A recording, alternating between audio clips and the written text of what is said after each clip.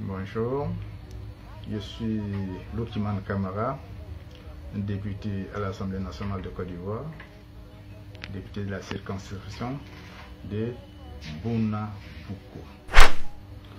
Je suis l'auteur du roman ou bien de l'autobiographie romancée Poulniema ou Le bonheur du diamant, paru aux éditions L'Harmattan en février 2019. Je suis à mon 3e essai en tant qu'écrivain, mais c'est le premier roman. Donc je suis un débutant en matière de roman. J'espère que le public appréciera et m'encouragera à continuer.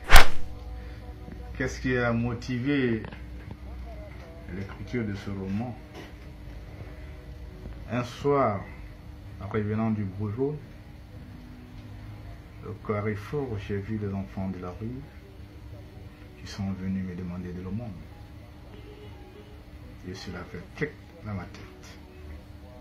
Je suis retourné 50 ans en arrière, à Bouna, ma ville natale. J'y étais à l'école coranique. Et comme tous les talibés de l'école coranique, tous les soirs, les jeudis et les dimanches, étaient désignés à la demande d'aumône,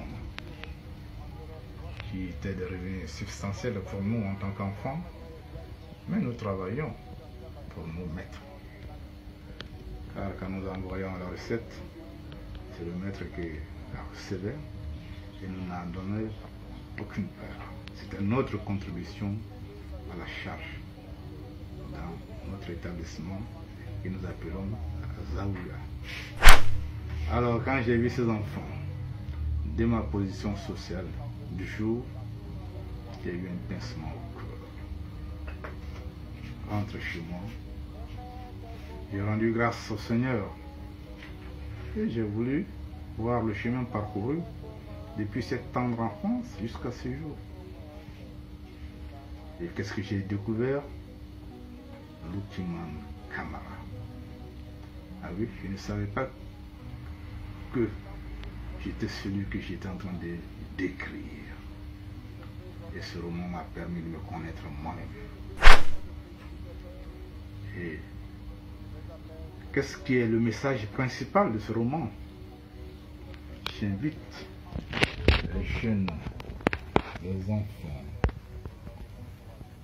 à prendre beaucoup de courage devant toute difficulté de toute nature, devant toute adversité, de s'engager dans le combat. Combat pour la survie. Combat contre la pauvreté. Combat contre l'ignorance. Et cela on le fait en comptant certes sur ses propres forces, mais en comptant beaucoup sur la providence. C'est vrai, tout le monde n'est pas croyant en Dieu. Moi, je l'étais. Et Dieu avait sa main sur moi. Car il y a eu beaucoup d'obstacles sur ma vie. Quand je m'assois aujourd'hui, directeur général d'entreprise, aspirant ministre, député de la nation, et quand je vois le chemin parcouru, je ne sais pas par quel moyen je suis arrivé. Dans l'indigence totale où nous étions. Et quand je regarde ma position sociale de ce jour, je rends grâce au Seigneur. Donc c'est ce message que j'ai voulu envoyer aux jeunes, aux enfants de tous les milieux, que rien n'est perdu dans la vie. Tant qu'on a foi en Dieu, tant qu'on croit en ses forces. Je me suis essayé à la politique. J'ai vu beaucoup de méchanceté. Le milieu politique, la reine politique, est la concentration de la violence humaine, sous toutes ses formes.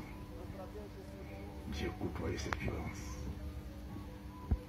J'en ai succombé, mais je continue de me battre. Et c'est tout cela que je rappelle pour les jeunes.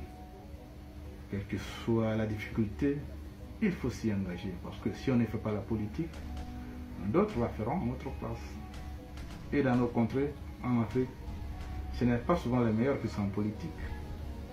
Parce que pour y accéder, il faut avoir certaines valeurs, des valeurs qui sont en contradiction avec l'éthique, la morale. Mais il faut essayer. Notre mission en tant que politique est de conscientiser le peuple, de lui indiquer le chemin. Mais en Afrique, pour l'instant, les politiques ne pensent qu'à s'enrichir au détriment du peuple. Et je le dénonce dans mon livre, directement et indirectement. Et cette maladresse de ne pas pouvoir arrondir les angles, je suis direct. Une qualité dans certains milieux, un défaut dans d'autres. À chacun de prendre sa voie. Rien n'est meilleur, rien n'est un obstacle. Chacun doit choisir sa voie, en tirer les leçons, les conséquences et supporter les conséquences de ce qui pourrait advenir. Donc ce roman, le retracement de l'école primaire, d'abord de l'école coranique, d'abord avant l'école coranique, vous voyez, la tendre enfance, d'un moment où j'ai eu un moment intense de bonheur dans la paysannerie africaine, dans un campement où la vie n'est qu'en conformité, en cohérence avec la nature. J'ai compris que l'homme ne peut être heureux en dehors de la nature. Le vrai bonheur, c'est quand l'homme est en cohérence avec la nature. Alors vous comprenez aujourd'hui quand on nous parle de développement durable, c'est un retour aux fondamentaux, un retour aux sources. Je le rappelle dans ce livre pour que nous en prenions conscience. Et l'enfance à l'école primaire, au collège, au lycée, à l'université, où j'ai pu acquérir des savoirs et des savoir-faire. Mais ce que je n'ai pu acquérir à l'école, c'est la personnalité, le leadership. Celui-là, il a été forgé par les circonstances de la vie. Il a été forgé par le parcours que j'étais le mien. Je rends témoignage à chacun des lecteurs pour qu'ils comprennent que l'homme est le résultat de sa propre histoire. À aucun moment il ne faut regarder autrui et l'envier par sa position sociale. Il faut regarder le parcours, admirer le parcours, voir qu'est-ce qu'on peut récupérer dans le parcours pour consolider les siens. Voici le message principal que j'ai voulu donner aux lecteurs, aux jeunes générations et à mes contemporains. C'est un témoignage qui part de ma propre vie, mais un témoignage sur notre société. Merci.